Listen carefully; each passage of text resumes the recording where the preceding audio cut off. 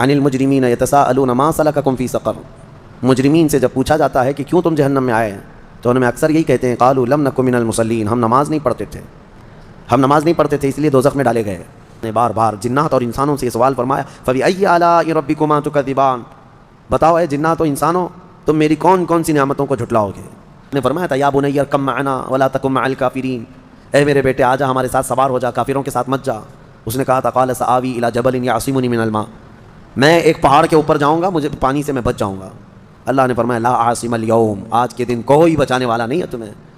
یہاں ایک سوال یہ ہوتا ہے کہ خالص اگر ہمارا مقصد پیدا کرنے کا عبادت ہی ہے تو پھر صرف عبادت کرنے کے لیے بنایا گیا ہے انسان، تو اب بازار کب کرے گا، گھر کب چلائے گا، بیوی بچوں کو کب دیکھے گا؟ خالص یہ عبادت کے لیے پیدا کیا گیا ہے، تو پھر باقی سارے کام جو کر رہا ہے اس کا کیا ہے؟ بھائی ذاتی اور عطائی کا فرق سمجھو، ذاتی اور عطائی۔ ذاتی کا مطلب اللہ کی جتنی طاقتیں ہیں وہ اس کی خود کی ہیں، اس کو کسی نے دیا نہیں ہے، اور رسول کو جو کچھ بھی ملا ہے وہ ان کی خود کی نہیں ہے بلکہ یہ اللہ کی عطا کی ہوئی ہے، اللہ کی بات سمجھ میں آئے؟ صاحب جو ہے وہ بڑھ گئے اور کہا کہ یہ سب فرق آپ نے پیدا کیا ہے، اس کا مطلب یہ ہے کہ اللہ جسے جو چاہے وہ سب دے گا؟ کہا اس میں تمہارا اور ہمارا اللہ مشورہ نہیں لے گا کہ کس کو کیا دینا ہے۔ کسی کو علم سے نوازا، کسی کو دولت سے نوازا، کسی کو صورت سے نوازا، کسی کو سیرت سے نوازا، وہ جس کو جو دینا چاہے۔ جب وہ کائنات میں اپنے محبوب کو بے پناہ علم عطا کرتا ہو تو تمہیں جھگڑا کس بات کا ہے؟ تو ان صاحب نے ایک چبھتا ہوا سوال یہ کیا، اچھا تو آپ یہ مان لیں گے کہ اللہ جس کو جو چاہے وہ عطا کر دے گا، تو پھر ہو سکتا ہے کہ اللہ اپنی طرح دوسرا اللہ بھی بنا دے کسی کو؟ وَمَا خَلَقْتُ الْجِنَّ وَالْإِنسَ إِلَّا لِيَعْبُدُونَ، ہم نے انسانوں اور جنات کو صرف اپنی عبادت کے لیے پیدا کیا ہے۔ مَا أُرِيدُ مِنْهُمْ مِنْ رِزْقٍ وَمَا أُرِيدُ أَنْ يُطْعِمُونَ، ان سے صرف اور صرف عبادت ہی کا مقصد رکھا گیا ہے، جنات کی پیدائش اور انسانوں کی پیدائش کا۔ ایک بات میں آپ کو بتاتا ہوں، جس مقصد کے لیے جو مشین بنی ہے اگر اس مقصد کے لیے وہ کام نہ کرے تو وہ بھنگار میں چلی جاتی ہے، کباڑ میں ڈال دیا جاتا ہے۔ ایک مکسر جو ہے مسالہ پیسنے کے لیے لی جاتی ہے، یا پھر اپنے گھریلو کاموں کے لیے، واشنگ مشین کپڑے دھلنے کے لیے ہوتی ہے، کار ایک جگہ سے دوسری جگہ چلنے کے لیے ہوتی ہے۔ لیکن اگر یہ اپنے مقصد میں مشین کام نہ کر رہی ہو تو اس کو کوئی انسان رکھتا نہیں ہے، پھر اس کو اٹھا کر کے کباڑ خانے میں ڈال دیا جاتا ہے یا اس کو جو ہے بھنگار کر دیا جاتا ہے۔ یہی ہوتا ہے، اپنے مقصد پر جو چیز کام نہیں کر رہی ہوتی اس کو رکھا نہیں جاتا۔ میرے عزیزو، انسان پیدا کیا گیا ہے اللہ کی عبادت کے لیے، اور جب یہ انسان جس کام کی غرض سے پیدا کیا گیا تھا وہ نہ کر رہا ہو تو پھر بیکار ہے، اور بیکار مشینوں کو جس طرح کباڑ میں ڈالا جاتا ہے اسی طرح بیکار انسانوں کا ٹھکانہ دوزخ ہے۔ عبادت نہ کرنے والے یہ دوزخ میں ہیں۔ اسی لیے تو قرآن پاک میں اللہ فرماتا ہے عن المجرمین یتساءلون ما سلککم فی سقر، مجرمین سے جب پوچھا جاتا ہے کہ کیوں تم جہنم میں آئے ہیں تو انہوں میں اکثر یہی کہتے ہیں قالوا لم نک من المصلین، ہم نماز نہیں پڑھتے تھے اس لیے دوزخ میں ڈالے گئے۔ عزیزان گرامی، اس بات کو یاد رکھو۔ اب یہاں ایک سوال یہ ہوتا ہے کہ خالص اگر ہمارا مقصد پیدا کرنے کا عبادت ہی ہے تو پھر صرف عبادت کرنے کے لیے بنایا گیا ہے انسان، تو اب بازار کب کرے گا، گھر کب چلائے گا، بیوی بچوں کو کب دیکھے گا؟ خالص یہ عبادت کے لیے پیدا کیا گیا ہے، تو پھر باقی سارے کام جو کر رہا ہے اس کا کیا ہے؟ میں آپ کو بتاتا ہوں۔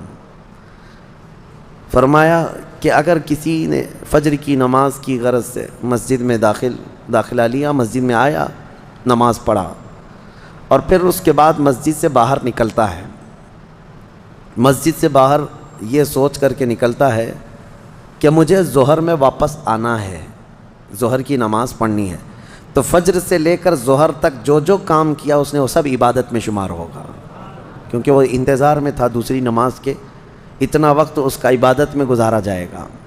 بس یہ ہے کہ کوئی حرام کام نہ کیا ہو، باقی وہ تجارت کر رہا ہو، لوگوں سے میل جول کر رہا ہو، اپنے گھر میں بیٹھا ہو، کوئی بھی کام کر رہا ہو اس کو عبادت میں شامل کر لیا جائے گا۔ اسی طرح ظہر پڑھا، ظہر کے بعد باہر نکل کر کے یا نماز کے بعد اس نے یہ نیت کی کہ مجھے عصر پڑھنا ہے، عصر کا انتظار، تو انتظار میں جو بھی کام کرے گا وہ سب عبادت میں شمار ہے۔ اس طرح سے صرف تم انتظار میں اپنے 24 گھنٹے کو عبادت بنا سکتے ہو، اور یہی مقصد انسان کی زندگی کا ہے۔ کہ انسان کو عبادت کے لیے بنایا گیا ہے تو کم از کم اپنی سوچوں سے تو عبادت کرو، اپنی نیت سے تو عبادت کرو۔ آپ یہاں بیٹھے ہیں، بلکہ اللہ کریم کا یہ اس کے دریائے رحمت کو کون جانے، آپ نے یہاں بیٹھ کر کے یہ نیت کی کہ مجھے اس سال حج پہ جانا ہے انشاءاللہ۔ اب اسباب ہیں نہیں ہیں یہ الگ بات ہے، آپ نے بھی ارادہ کیا کہ مجھے حج پہ جانا ہے، تو یہ جو تمہارا عزم تھا، جو نیت کی تھی، حج کب جاؤ گے یہ بات کی بات ہے، لیکن نیکیاں ابھی سے شروع ہو جائیں گی۔ اس کو انتظار حج میں شمار کر کے یہ فرمایا جائے گا کہ حج کے انتظار میں عبادت میں ہے یہ۔ تو کیوں نہ ہم اس طرح کے بڑے کام جو رضائے الہی کے ہیں نیت کیوں نہ کر لیں۔ اللہ تبارک و تعالیٰ جب طاقت دے گا حج کریں گے، جب طاقت دے گا رب تبارک و تعالیٰ مدینے جائیں گے، جب طاقت دے گا رب تبارک و تعالیٰ ہم 100 رکعت نماز پڑھیں گے، ختم قرآن کریں گے، جہاد فی سبیل اللہ کریں گے۔ یہ سب وہ نیتیں ہیں کہ اگرچہ آدمی ابھی نہیں کر رہا ہے لیکن ان کاموں کے انتظار میں ہے تو وہ عبادت میں شمار ہو گیا۔ بہرحال اللہ تعالیٰ ہمیں فضول واہیات سے محفوظ فرمائے۔ سورہ طور اور اس کے بعد سورہ نجم کی ہم نے تلاوت کی۔ سورہ نجم میں معراج کا واقعہ ذکر ہے۔ اس میں نجم جو ہے، جو کہا گیا ہے، نجم سے مراد رسول پاک صلی اللہ علیہ وسلم کی ذات ہے۔ ستارہ، تارہ، قسم یاد فرمائی اللہ تعالیٰ نے، اور تارے کی قسم جب وہ اتر رہا تھا تو یہاں مفسرین فرماتے ہیں اس تارے سے مراد نبی پاک کی ذات ہے، نبی اکرم صلی اللہ تعالیٰ علیہ وسلم۔ اس میں یہ آیت ہے ما زاغ البصر وما طغى لقد رأى من آیات ربه الکبریٰ، اور یہ بھی آیت اسی میں ہے فکان قاب قوسین او ادنیٰ، جو کہا جاتا ہے نا قاب قوسین۔ قاب قوسین سے مطلب کیا ہے کہ نبی پاک صلی اللہ علیہ وسلم اللہ کریم کی بارگاہ میں معراج کی شب اتنے قریب ہو گئے تھے جتنا 2 کمانوں کا بھی فاصلہ نہیں رہ جاتا، 2 کمانوں کا فاصلہ نہ رہ جائے، اتنا قریب۔ اور پھر قرآن میں یہ فرمایا گیا کہ نبی پاک صلی اللہ علیہ وسلم اپنے رب کو ایسے دیکھتے رہے کہ آپ نے پلک بھی نہیں جھپکی، نہ آنکھ ادھر ادھر ہوئی نہ پلک جھپکی، بلکہ حضور پاک صلی اللہ علیہ وسلم اپنے رب ذوالجلال کا، اس کی ذات کا مشاہدہ پوری اپنے ماتھے کی آنکھوں سے کرتے رہے۔ اس کا تذکرہ ہے۔ اب اسی لیے فرمایا گیا کس نے دیکھا یہ موسیٰ سے پوچھے کوئی، آنکھ والوں کی ہمت پہ لاکھوں سلام۔ یہاں پر میں ایک نکتہ عرض کرنا چاہتا ہوں۔ سیدنا موسیٰ کلیم اللہ علیہ السلام اللہ کی بارگاہ میں یہ بار بار عرض کرتے تھے نا کہ اللہ تو مجھے اپنا دیدار کرا دے، اپنا دیدار کرا دے۔ رب تعالیٰ نے فرمایا تھا لن ترانی، تم مجھے نہیں دیکھ سکتے، لیکن بہت جب اصرار کیا سیدنا موسیٰ علیہ السلام نے تو اللہ نے فرمایا آؤ کوہ طور پہ۔ طور پہاڑی جو ہے یہ سینا ایک علاقہ ہے مصر میں، وہاں موجود ہے۔ موسیٰ علیہ السلام کو اس پہاڑی پر بلایا گیا اور ان سے کہا گیا کہ قریب میں جو ایک درخت ہے اس کی طرف دیکھتے رہو، اس پر ہم اپنی تجلیوں کا اظہار کریں گے۔ اللہ تعالیٰ نے ایک ہلکی سی تجلی، جس کے بارے میں فرمایا جاتا ہے سوئی کے نوک کے سے بھی کم، اتنی ہلکی سی تجلی اپنی ذات کی اس درخت پر ڈالی۔ موسیٰ علیہ السلام ابھی پورا کھلی آنکھوں سے دیکھ بھی نہیں پائے تھے، پلک جھپکتے دیکھا تو غش کھا کر گر پڑے، بے ہوش ہو گئے، اور پہاڑ پورا جل گیا۔ وہ جلا ہوا پہاڑ آج بھی موجود ہے، آج بھی ہے۔ وہ درخت ہو کہ اس کا سایہ پورے پہاڑ پر پڑا اور پہاڑ پورا سرما بن گیا جل کر کے۔ اب موسیٰ علیہ السلام کو جب افاقہ ہوا تو آپ کہتے ہیں اے اللہ تو بہت بلند و بالا ہے، تو بہت بلند و بالا ہے تیری ذات۔ اس کے بعد موسیٰ علیہ السلام جب اپنی قوم میں آئے تو ان کی آنکھوں کی روشنی کا حال یہ تھا کہ وہ 3 میل دور، یعنی تقریباً 4.5 کلومیٹر، 4.5 کلومیٹر اندھیری رات میں کسی کالے پتھر پر ایک کالی چونٹی بھی رینگتی ہو تو حضرت موسیٰ علیہ السلام دیکھ لیتے تھے۔ اور ان کی آنکھوں میں آنکھیں ڈال کر کے اگر کوئی غور سے دیکھتا تو اندھا ہو جاتا۔ موسیٰ علیہ السلام کی آنکھوں میں جو جلال تھا، وہ ہلکی سی تجلی جو آپ نے دیکھی تھی کوہ طور پر، تب آنکھوں کی روشنی کا حال یہ تھا اور ان کی آنکھوں کے جلال کا حال یہ تھا کہ کوئی آنکھوں سے آنکھیں ملا کے دیکھ نہیں پاتا۔ اور سخت سیاہ رات میں 4.5 کلومیٹر دور اگر کسی پتھر پر چونٹی رینگ رہی ہو تو موسیٰ علیہ السلام دیکھ لیتے تھے۔ یہ ہلکی تجلی دیکھنے والوں کی آنکھوں کا حال ہے، اور جو رب ذوالجلال کی پوری ذات کا مشاہدہ کیا ہو اس سرور عالم صلی اللہ تعالیٰ علیہ وسلم کی آنکھوں کا حال کیا ہوگا؟ اور کوئی غیب کیا تم سے نہاں ہو بھلا یا رسول اللہ، جب نہ خدا ہی چھپا تم پہ کروڑوں درود۔ اسی لیے فرمایا اعلیٰ حضرت نے، جس طرف اٹھ گئی دم میں دم آ گیا، اس نگاہ عنایت پہ لاکھوں سلام۔ ہاں بس یہ ہے کہ نبی پاک صلی اللہ تعالیٰ علیہ وسلم کو بلایا گیا تھا، اس لیے نہ غشی آئی نہ بے ہوشی آئی، نہ اللہ کریم کی بارگاہ میں۔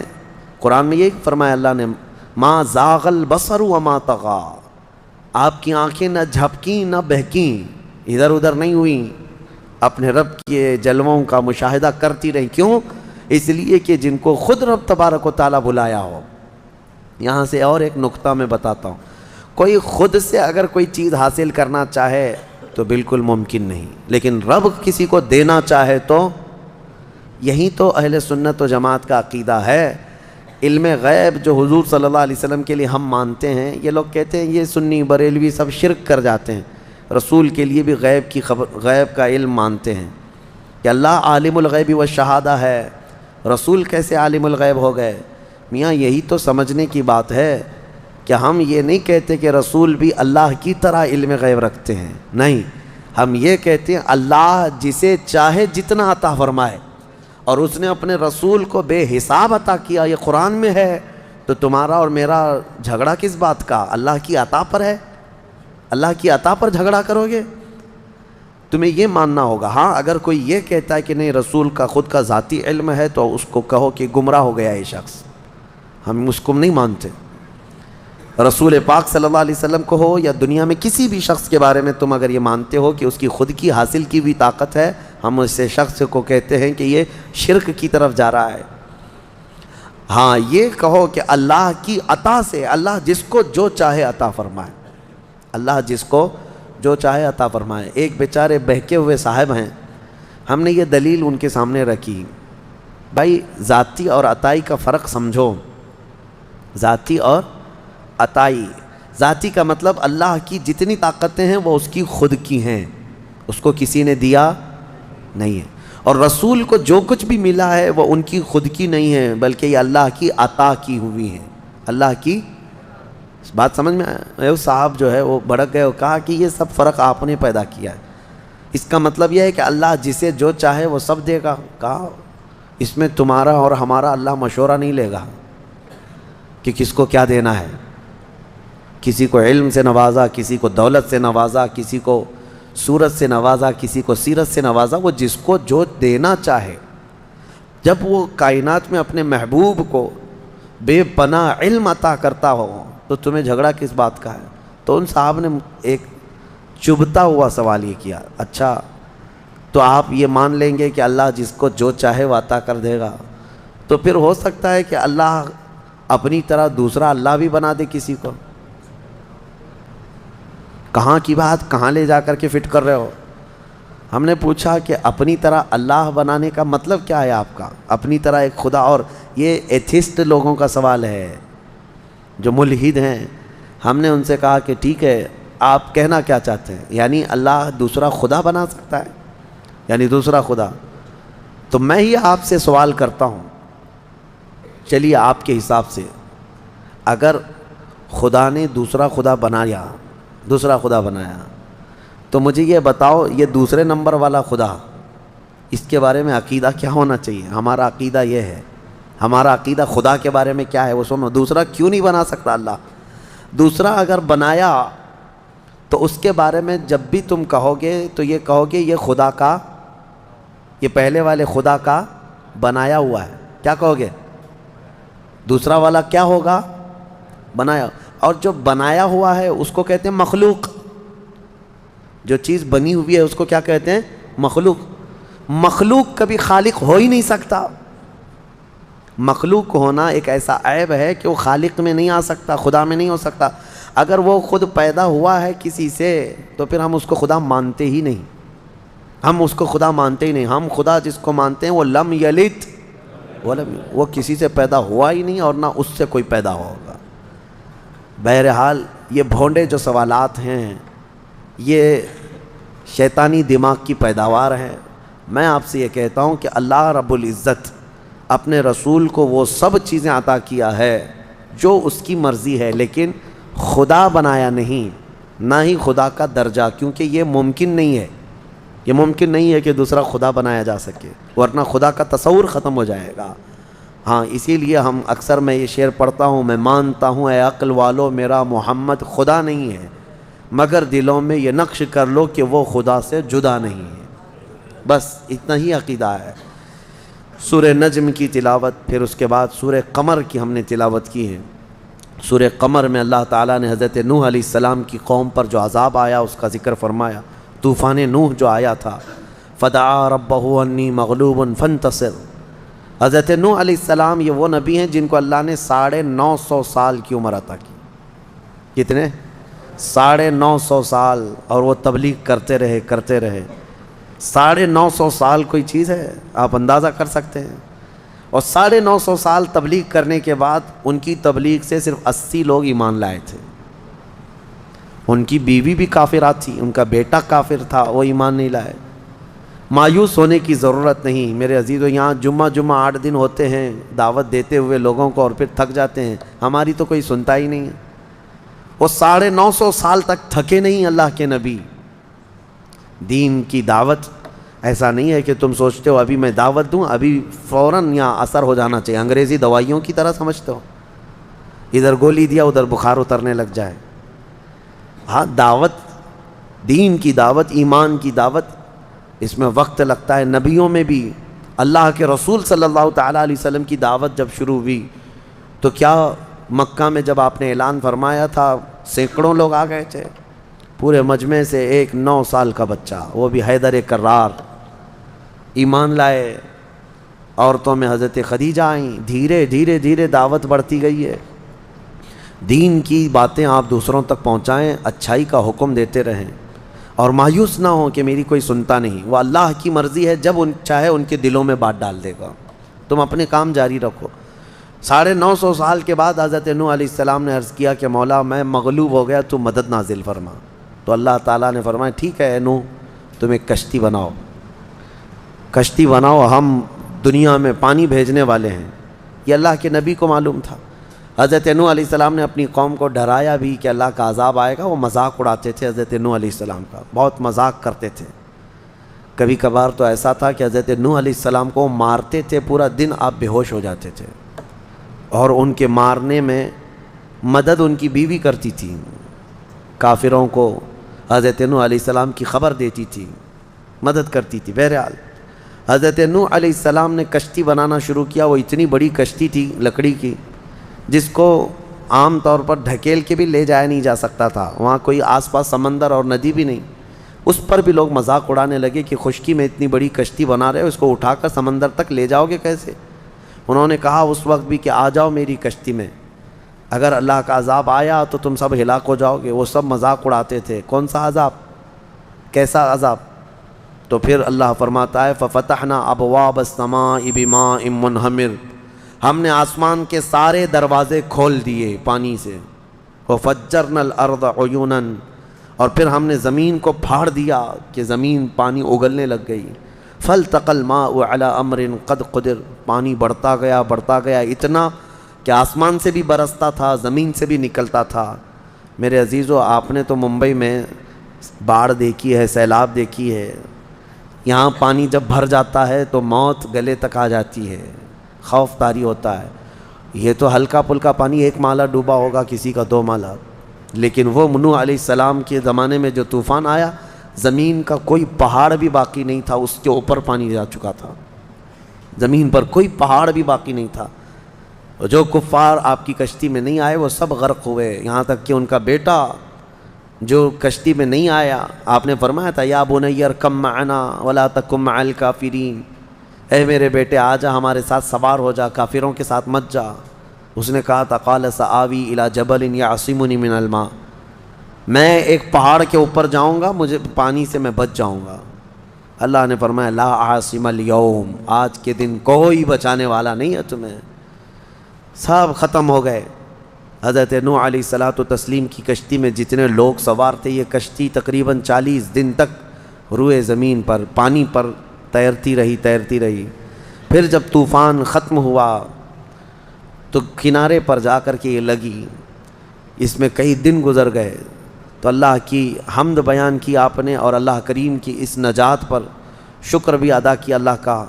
وہ 10 محرم کا دن تھا۔ تو نوح علیہ السلام کی قوم پر آیا ہوا عذاب کا ذکر سورہ قمر میں اللہ تعالیٰ نے فرمایا ہے، اور اس سورہ قمر میں ایک آیت مکرر 4 مرتبہ اللہ تعالیٰ نے ارشاد فرمایا وَلَقَدْ يَسَّرْنَا الْقُرْآنَ لِلذِّكْرِ فَهَلْ مِن مُدَّكِرٍ، ہم نے قرآن یاد کرنے کے لیے آسان بنایا، ہے کوئی یاد کرنے والا؟ جواب دینا آپ لوگ اللہ کی بارگاہ میں۔ اللہ فرما رہا ہے ہم نے یاد کرنے کے لیے قرآن آسان کیا ہے کوئی یاد کرنے والا؟ شاید اکثر مسلمان یہی کہیں گے ہم یاد کرنے والے نہیں ہیں، یاد کرنا تو دور کی بات ہے، پڑھنے والے نہیں ہیں، صفحہ 2 صفحہ پڑھ کر کے بھاگنے کا جی چاہتا ہے۔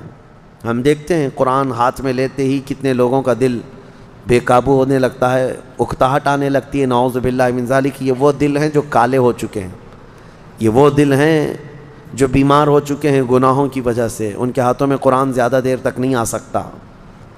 اللہ کریم فرما رہا ہے کہ ہم نے قرآن یاد کرنے کے لیے آسان بنایا۔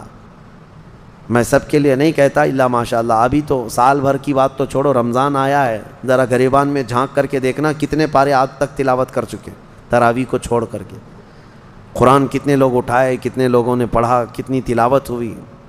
اللہ کی بارگاہ میں سب جواب دینا ہوگا آپ کو۔ قرآن میں رب تعالیٰ نے بار بار فرمایا، 4 بار فرمایا ہم نے یاد کرنے کے لیے آسان بنایا، ہے کوئی یاد کرنے والا؟ نہیں، پڑھنے والا بھی نہیں ہے۔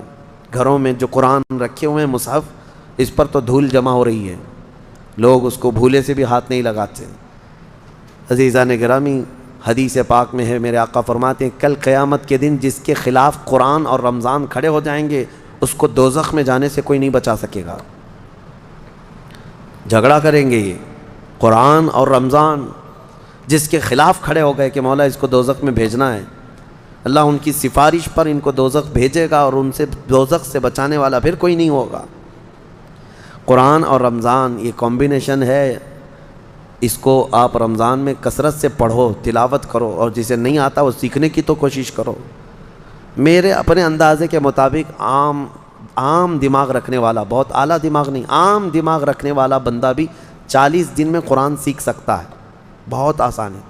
پر ڈے اگر ایک حرف بھی سیکھا تو الف سے لے کر یا تک 29 حرف ہیں، 29 حرف ہیں، اور زبر زیر پیش، 2 زبر 2 زیر 2 پیش، مد جزم تشدید، یہ کل ملا کر کے جو حرکتیں ہیں یہ 11 ہیں۔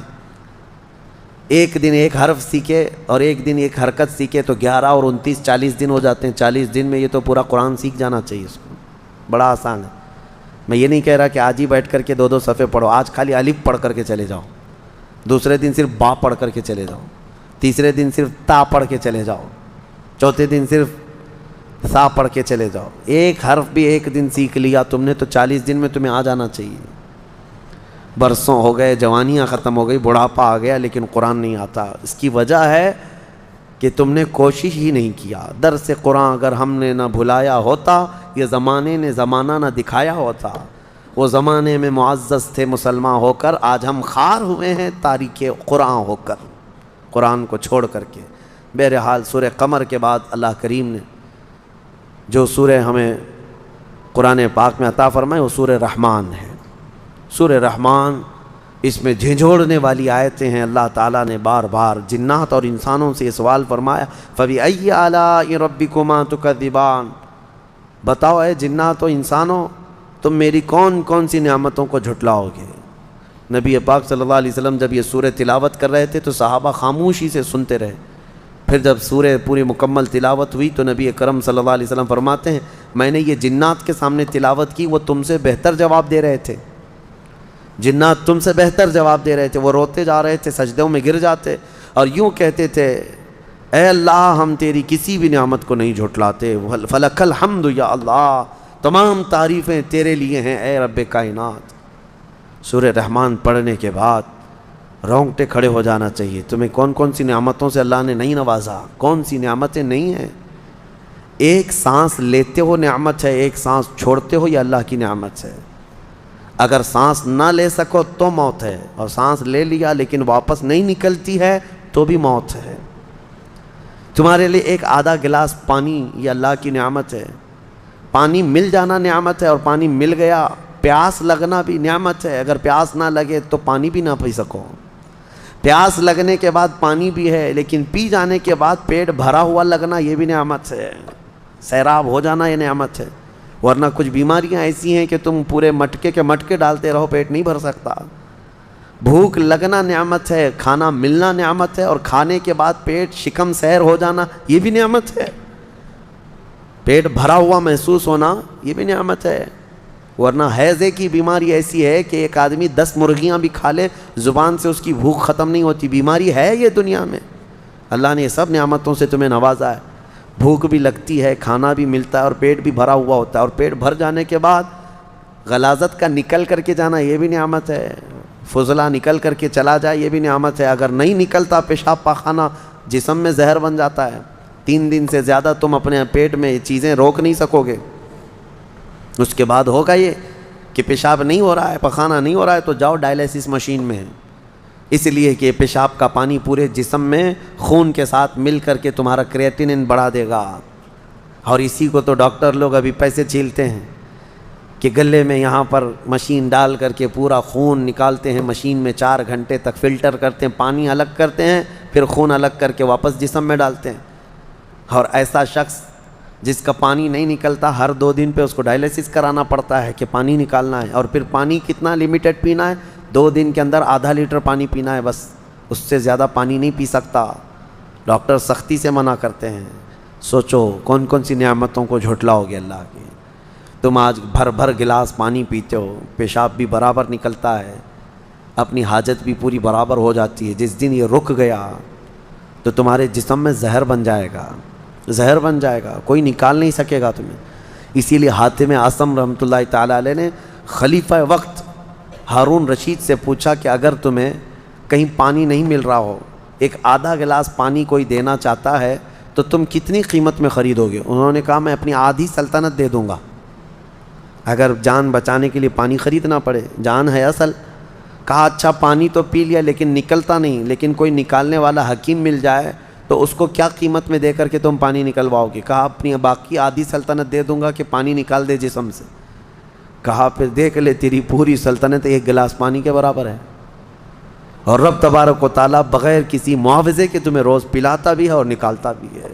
فَبِأَيِّ آلَاءِ رَبِّكُمَا تُكَذِّبَانِ. تم پیدا ہوئے تھے اس وقت سے مولا کریم تمہاری ایسی نگرانی رکھا ہے. تم ماں کے پیٹ میں تھے تو تمہیں ناف کے ذریعے سے رزق پہنچاتا رہا. جب تم جسم سے باہر آئے, ماں کے دنیا میں آئے, تو ماں کا خون جو ہے دودھ میں بدل کر کے اس کے سینے میں تمہاری غذا بنا دی. جب بچے کو بھوک لگتی ہے اور ماں کے سینے میں خود دودھ پیدا ہوتا ہے, کون بناتا ہے یہ دودھ؟ کون بناتا ہے؟ عورت کھاتی کیا ہے؟ ارے وہ پھل کھا رہی ہے, فروٹ کھا رہی ہے, گوشت کھا رہی ہے, مچھلی کھا رہی ہے, انڈا کھا رہی ہے, کہیں یہ ساری چیزیں کھا رہی ہے, لیکن سب جانے کے بعد اس کے جسم میں دودھ بنتا کیسے؟ برابر کبھی سوچا سیم چیزیں مرد بھی کھاتا ہے, سیم چیزیں عورت بھی کھاتی ہے, لیکن مرد کے سینے میں تو دودھ نہیں بنتا. عورت کی خصوصیت ہے. عورت کے سینے میں دودھ اس لیے بنایا جاتا ہے کہ اللہ نے بچے کی پرورش کا نظام رکھا ہے. تمہارا رزق اس کے سینے میں رکھا ہے اللہ نے. میرے عزیزو, آپ کو دیکھا, محسوس کرو آپ کہ اللہ نے پاکیزہ چیزوں سے تمہاری پرورش کی.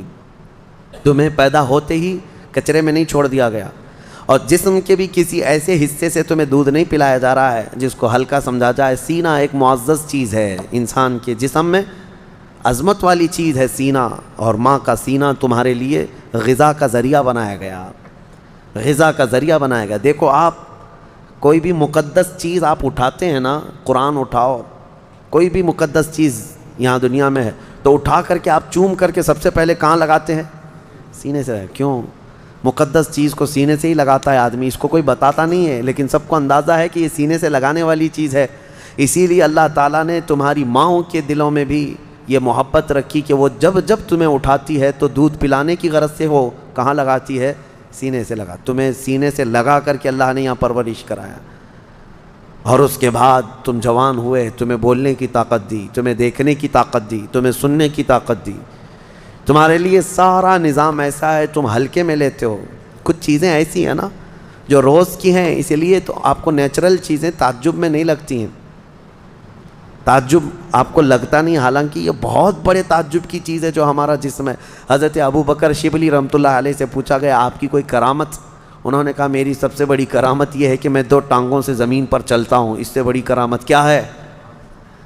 2 ٹانگوں سے میں زمین پر چلتا ہوں اور کبھی گرتا نہیں، یہی کرامت ہے۔ اب یہ چیز آپ مٹی کا بنا کر کے دیکھ لیں، آپ کسی چیز کا بنا کریں، تمہارا بیلنس اللہ تعالیٰ نے سنبھال کر رکھا ہے۔ یہ روز کی چیز ہے نا، اس لیے آپ کے دماغ میں اس کو تعجب خیز نہیں لگتا، حالانکہ یہ بہت عجوبے والی چیز ہے کہ اللہ نے تمہیں سنبھال رکھا۔ وہی بچہ دیکھو، بچہ بھی تو 2 پیر اور 2 ہاتھ والا ہے، لیکن وہ کھڑا نہیں ہو پاتا، اس کے کھڑے ہونے کی ایک عمر ہوتی ہے۔ تم کھڑے ہو جاتے ہو، بچہ نہیں کھڑا ہوتا، اس کی بھی سیم چیزیں ہیں۔ کون ہے جو تمہیں کھڑے ہونے کی طاقت دیتا ہے؟ اور پھر جب تم کھڑے ہوتے ہو تو کبھی ادھر اور ادھر نہیں ہوتے، ٹیڑھے میڑھے نہیں ہوتے، سیدھے کھڑے ہو جاتے ہو۔ یہ تمہارا بیلنس کون برقرار رکھتا ہے؟ تمہارے دونوں کانوں کے بیچ میں ایک ہلکا پارا رکھا گیا ہے جو تمہارا بیلنس برابر رکھتا ہے۔ ایک بہت چھوٹا سا قطرہ ہے، ایک چھوٹا پارے کی طرح ایک چھوٹا سا قطرہ ہے لیکوڈ جو دونوں کانوں کے بیچ میں۔ میرے عزیزو، کار چلانے والوں کو پتہ ہے ویل الائنمنٹ کیا ہوتا ہے۔ اگر ٹائر تھوڑا سا ادھر ادھر ہونے لگ جائے تو گاڑی کبھی ادھر جاتی ہے کبھی ادھر جاتی ہے، جبکہ اس کے 4 ٹائر ہیں پھر بھی الائنمنٹ کرنا پڑتا ہے۔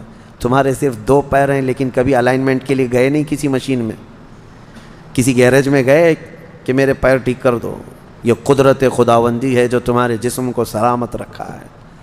میرے عزیزوں، میں گناؤں تو نعمتیں بے شمار ہیں، بات مختصر سی یہی ہے کہ نعمتیں بہت ساری ہیں۔ شیخ سعدی کی وہ بات مجھے یاد آتی ہے، آپ نے فرمایا اس رب ذوالجلال نے ماں باپ دیا، یہ نعمت، اولاد دیا، یہ نعمت، بھائی بہن دیا، یہ نعمت، مال دیا، یہ نعمت، جسم صحیح سلامت دیا، یہ نعمت، دنیا دیا، یہ نعمت، بہت کچھ ہے، نعمت نعمت نعمت۔ لیکن شیخ سعدی فرماتے ہیں اگر بندہ شمار کرنے پر بیٹھ جائے اور شکر کرنے پر بیٹھ جائے تو میں اس کو یہ مشورہ دیتا ہوں کہ ایک سانس لیا نعمت ہے، سانس چھوڑا نعمت ہے، پہلے وہ اپنی سانسوں کا شکر ادا کرے، بعد میں باقی چیزوں کی نعمت کا شکر۔